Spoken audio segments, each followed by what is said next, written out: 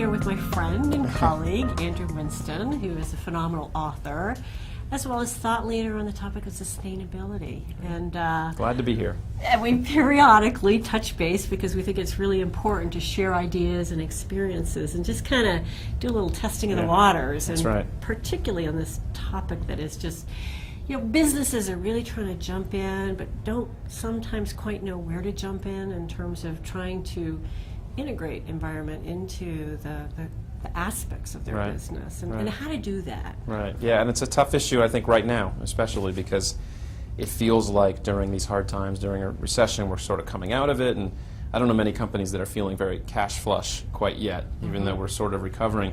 It feels like we can't afford it, that this environment thing is an expense, and I think that's always sort of the biggest hurdle to getting started, is thinking of it as an expense, when I think companies that make sustainability core to their business find that they lower costs. And I know you guys have found that and are helping even your customers do that as well. Like ways to just sort of systematically lower your cost structure by using less stuff. I mean, that's sort of at the core of what we're talking about. Yeah, it's really interesting. Some businesses have recognized that they can actually reduce costs and improve their environmental performance.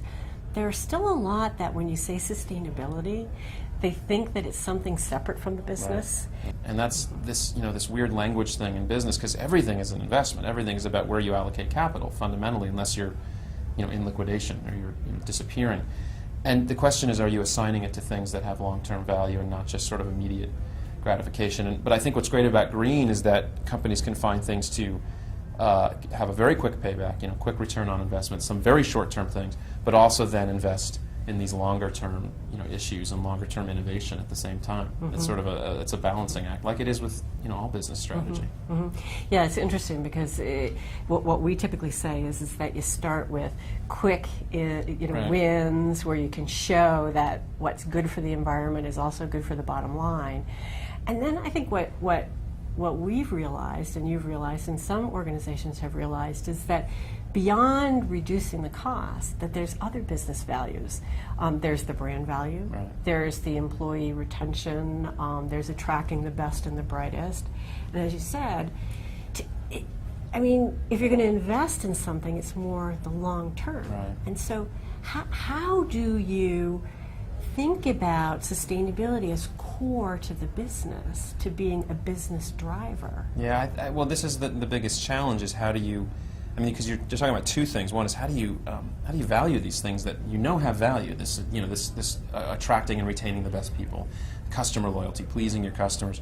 It's really hard to put values on that, and people struggle with that for years. So I see companies changing the way they make decisions sometimes and just saying, we know this has a value, we can't put a perfect number on it, so we're going to lower our hurdle rate or make investment decisions differently about these kinds of decisions. But that's sometimes hard culturally, because people say, well, if it's good for the business, it should just compete normally. We shouldn't have to change the way we make decisions. So this is what's so challenging about it, is bringing it into the core means sometimes changing the way we think about things and the way we do things.